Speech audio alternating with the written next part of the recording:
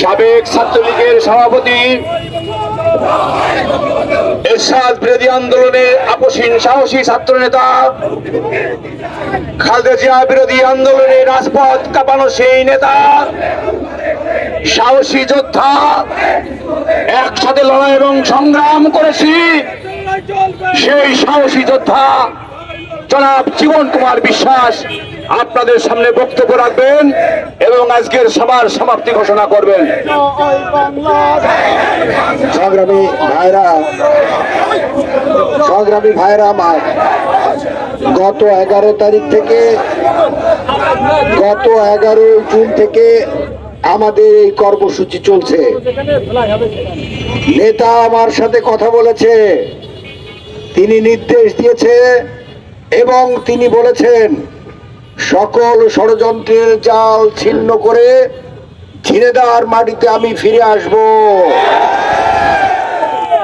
আপনারা গতকাল দেখেছেন এখানে মোবাইল উদ্ধারের জন্য ঢাকা থেকে ডিবির লোকজন এসেছিল, যার সময় তারা বলে গেছে আমরা আলামত উদ্ধারে এসেছিলাম, আলামতের কিছু পাইনি, আমরা ফিরে গেলাম। এটা গভীর ষড়যন্ত্র। আমার গলার অবস্থা খারাপ, সেই জন্য ভালো করে বলতে পারছি না।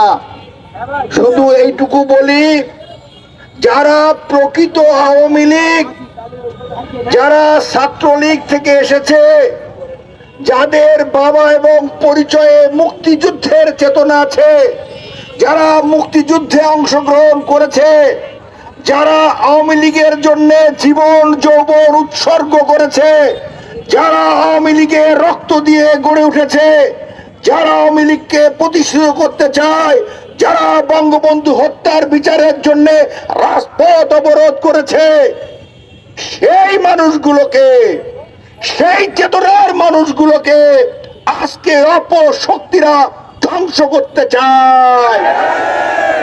তারই অংশ হচ্ছে সাইদুল করিম মিন্টুর বিরুদ্ধে এমন একটা মামলা দেওয়া।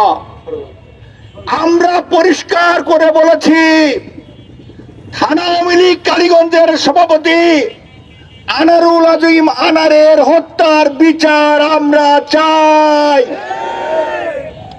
এর মানে এই নয় অন্ধকারে মাস শিকার করবেন, এর মানে এই নয় কালীগঞ্জের নমিনেশন চাওয়ায় অপরাধ হবে, এটা কখনো হতে পারে না।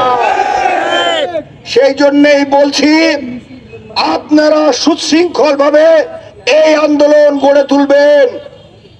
আমি সেদিন বলেছি, হ্যামিলনের বাঁশিওয়ালা যেদিন বাঁশিতে সুর তুলবে, কোন ঘরের ছেলে, কোন ঘরের মেয়ে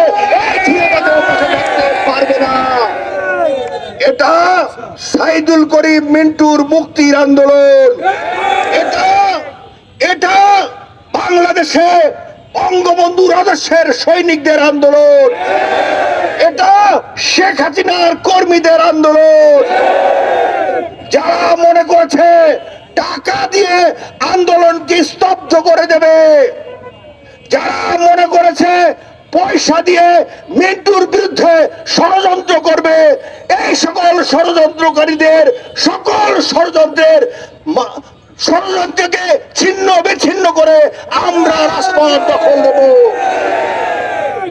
সংগ্রামী ভাই এবং বন্ধুরা আমার, আমাদের যে 11 তারিখ থেকে শুরু হয়েছে যে কর্মসূচি, আমরা মিন্টুর মুক্তি পর্যন্ত কর্মসূচি অব্যাহত রাখবো। আগামীকাল আমাদের কর্মসূচি যথা সময়ে শুরু হবে। সবাইকে সেই কর্মসূচিতে অংশগ্রহণ করার আহ্বান জানিয়ে আমি আমার কথা শেষ করছি এবং আজকের কর্মসূচি এখানে শেষ করছি।